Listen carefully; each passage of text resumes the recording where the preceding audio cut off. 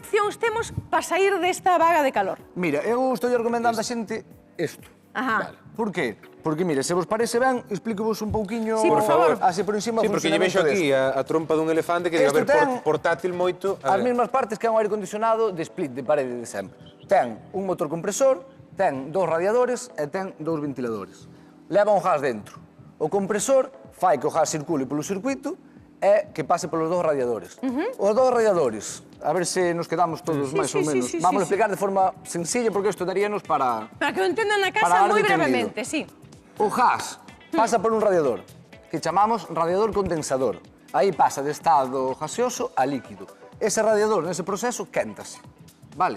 Sigue o seu circuito, gracias á presión que lle aplica o compresor, e pasa polo outro radiador. O outro radiador conocémolo como radiador e evaporador. Vale? Aí que pasa? Ao pasar de estado líquido a gaseoso, prodúcese frío. Ese radiador colle unha temperatura moi baixa. Entón, depois aí entran os dous radiadores.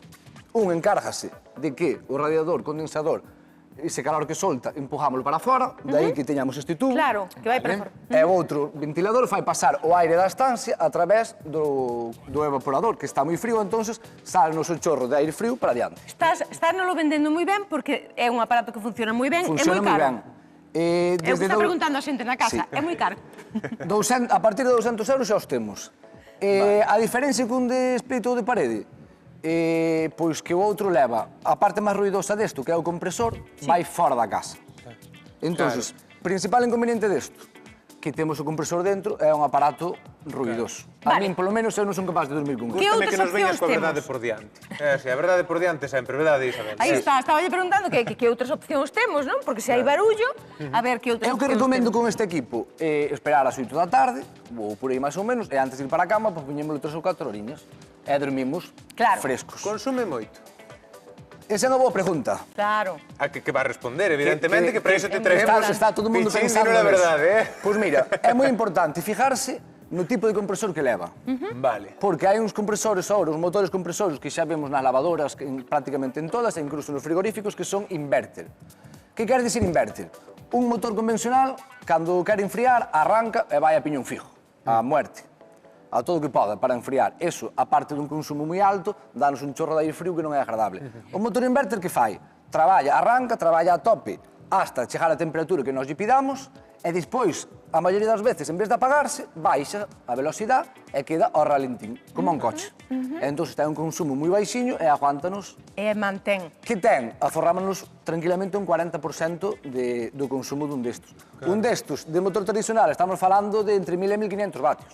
Un inverter, estamos falando de 400 vatios. Sabes que pasa? Que moita xente non sabe como empregar exactamente, porque non lle explican como explicas ti, como se empregan estes aparellos, entón non están ben asesorados e o mellor pono toda a tarde a funcionar, ou o aire acondicionado. Outra das preguntas que fai todo o mundo. Claro. Que interesa máis? Telo todo o día ou poñelo só en horas puntuales? Claro. Evidentemente non vamos a estar peleándonos co aire acondicionado para enfriar unha casa durante todo o día se non estamos nela. Non ten sentido. Non ten ningún tipo de sentido, é unha loucura. Que facemos? Salimos 15 minutos a dar un paseo ou ao super media hora, non o apagamos. Claro. Deixámoslo. Ahora, se marchamos máis de hora e media, 2 horas, apagámoslo. E encendémolo cando nos esteamos. Outra cuestión, porque non sei se vos pasa a vos, pero a mí sí que eu sufro moito cos aires acondicionados porque Pola noite. a garganta acaba Claro. fatal. Claro, non sei se este tamén hai que ter esa precaución, non? Ti terías que ir sí ou sí a un inverter. Porque o inverter non che vai dar ese chorro de aire frío pola noite, cando arranca e cando para. Vai che manter máis estable e vai che ir moito mellor para a garganta. Ves, é E que ti aparte vas a asesoras forrar Claro. uns eurinos. Claro. Porque hai xente, non? Que é moi sensible ao aire acondicionado. Eu preguntábame por que en sitios de calor como en Madrid todo o mundo leva un fular no verán. E diste, claro, polos aires acondicionados, pois somos Non sensibles. facemos un viaxe largo en coche e cando chegamos estamos... Aí está. Aí está. Entón, as alternativas que ten a xente que é alérxica ao aire acondicionado, cales son? Pois un ventilador de toda a vida. Pero toda a de vida, xa parede estamos vendo. ou de Pois mira, mesa? teríamos tres tipos. Vale, a ver. Teríamos o de toda a vida, de sobremesa ou de pé, Sí. teríamos o de torre e teríamos o de teito, que a min é o que máis me gusta. Sí. O Claro. de torre non me gusta moito, porque danos un flujo de aire moi estreitiño Aí. e ten moi pouca potencia. Se lle das prioridade á estética, vale. Pero bueno, A Os ver, de teito quedan moi e bonitos tapar o e raposo con reparten fieitos. aire, Bonito tampouco é que non, sexa. non é que sexa. A ver, Despois, estética, se por estética imos... non o poñemos. Pero bueno, igual tampouco somos nós bonitos, mas estamos aquí. A ver, facemos o que Está podemos. claro, está A ver. claro. Depois temos estes, os de toda a vida, que giran a moitísima velocidade e dan un chorro de brisa incómodo, sabes? Vaiche moi directo a cara, é moi incómodo. Tens que desvialos un pouco. A min cales me gustan máis, os de teito. Necesitamos ter unha altura mínima, porque eu que son pequeniño, pero ti igual chegas ali e xa tes un problema porque bates con el. Que teñen os de teito, giran a moi pouquiñas revolucións porque ten unhas aspas moi grandes. Entonces, reparte o aire de forma moi homogénea. Crea unha brisa moi cómoda. Moi cómoda, que E non che non molesta en ningún consume- e momento. non consumen E tanto, teñen un verdade? consumo moi baixinho. Os ventiladores consumen moi pouco. E se buscamos un que sea en DC, o sea, en corrente continua, inde consumen menos.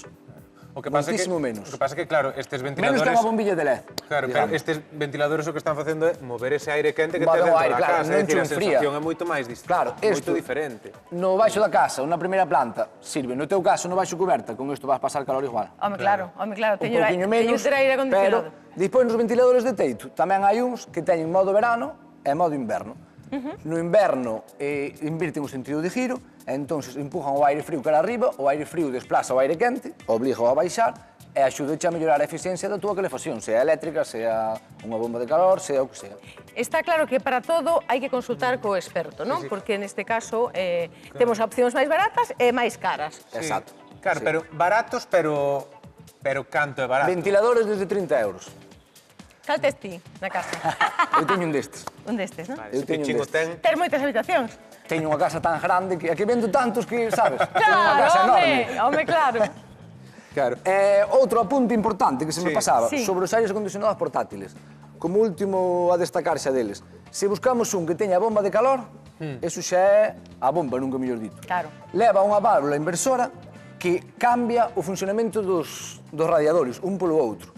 E entonces, con consumo de 400 vatios no inverno, vai mover o aire a través do radiador que está quente e que vai nos quentar a estancia con consumo moito máis baixo, que é un emisor térmico de aluminio, que é un radiador de aceite. Sería como a lavadora secadora.